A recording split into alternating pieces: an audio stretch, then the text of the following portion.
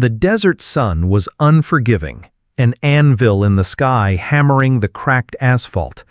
Thomas Weber's silver Maserati hissed and smoked like an injured beast.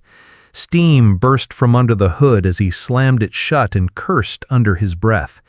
He checked his platinum Rolex. 11:43 a.m. In exactly 17 minutes, he was expected to present the most important pitch of his career, a billion-dollar project that would redefine Weber Enterprises.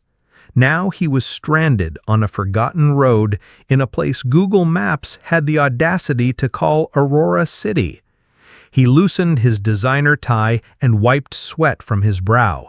His $3,000 suit clung to his skin like betrayal. That's when he heard it. A sputtering engine. A battered pickup truck slowed down, gravel crunching beneath bald tires. Out stepped a woman, tall, confident, her grease-streaked jeans and rolled-up plaid shirt stark against his tailored perfection. Her skin glowed under the heat, her curly hair tied back in a no-nonsense bun. "You look like you could use some help," she said, voice cool and steady. Thomas blinked. "I have a meeting in 15 minutes. My assistant is trying to send someone, but there's no damn signal." She didn't blink, didn't flinch. She walked right up to the Maserati and popped the hood without waiting for permission. "Cooling system," she muttered, scanning the engine like a battlefield surgeon. "I can patch it, enough to get you back to civilization, but you'll need a real fix within the day." Thomas folded his arms, his eyes roving over her skeptically. "And you're qualified?" "She runs a shop, 10 miles that way. Name's Maya." Before he could protest, she fetched her toolbox and got to work. 5 minutes passed in silence. Maya's hands moved with fierce efficiency. No wasted motion, no second guessing. Thomas was oddly mesmerized. She had strength, precision, grace even. "These models are powerful," she said without looking up, "but delicate, like some people." He ignored the jab. "How do you know so much about luxury engines out here?" She looked over her shoulder. "I read, I study. Excellence isn't a city thing, Mr. Weber." His jaw tightened. "You know who I am?" She nodded. "Your face is in every business section." The hood slammed shut. "It's done." Relieved, Thomas pulled out a wad of cash. "Please, take this. It's the least I can do." Maya reached out, and that's when he saw it. The ring. A silver band, aged and simple, set with a small blue sapphire, delicate, intimate. His breath caught. "Where did you get that?" he asked, the world narrowing around the glint of that stone. Maya instantly pulled her hand back. "It was my mother's." He couldn't speak, because 20 years ago, under a tree at a rundown orphanage, he had placed that ring on the hand of a little girl with wide, searching eyes and promised, "I'll come back for you." And he never did. Back at her workshop, Maya slammed a wrench onto the bench. "He didn't even recognize me," she told her uncle, Xavier, who stood in the doorway, wiping grease from his hands. Xavier raised an eyebrow. "Thomas Weber?" She nodded, fire in her voice. "The boy who promised to return, now a man who only saw a mechanic." That night, she opened an old wooden box beneath her bed.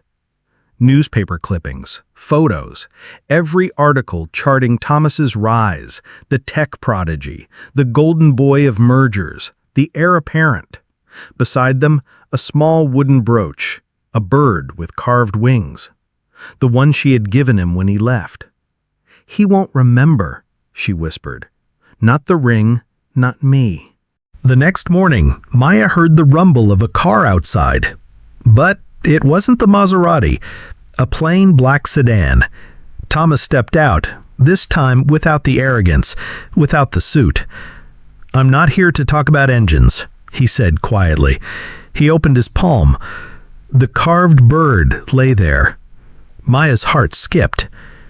"You were the girl," he said, "from Open Heart Orphanage, Orion section. You promised you'd come back." "I tried," he said, shadows behind his eyes. "But my father had other plans." Xavier stepped in, arms crossed. "So the prince returns. I deserve that, but I came to make it right." 3 days later, Thomas stood in his father's office, file spread across the floor. Project Aurora, land deeds, lawsuits. One document stopped him cold, a forged death certificate. Amelia Oliveira, Maya's mother. Faked, disappeared, so the land could be seized, so the Weber empire could rise. Across town, Maya opened her own hidden folder. Papers signed by Ernesto Weber, proof that her mother had been threatened, that the Oliveira family land, rich in fresh water, had been stolen under the guise of death. That night, Maya messaged him. "Central Square, 20 minutes, come alone." They met under a tree, eerily like the one where they'd last seen each other as children. She handed him the papers. "My mother didn't abandon me. Your father made her disappear." Thomas stared at the signature. "He lied to both of us." "There's more," Maya said. "I think she's alive." The next day, under the blazing lights of a secret launch ceremony, Thomas marched beside Maya into the lion's den. The complex stood tall on stolen land. Reporters, investors, politicians swarmed. Ernesto Weber grinned until he saw her. "She's not invited." "She's family," Thomas replied, cold. They stormed into Ernesto's office. "How much?" the old man asked Maya. "To disappear like your mother?" "She's alive," Maya answered, voice cracking. "Where is she?" "You'll never find her."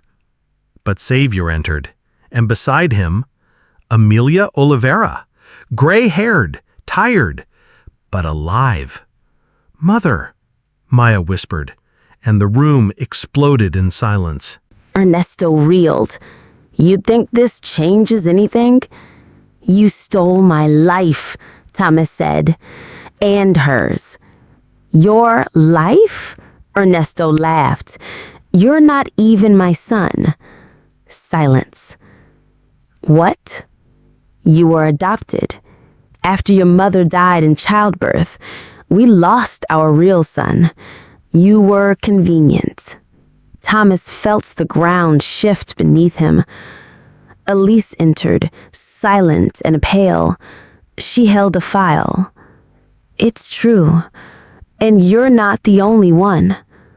The papers showed dozens of fraudulent adoptions. Thomas and Maya locked eyes. Same eyes, same mother, half-siblings.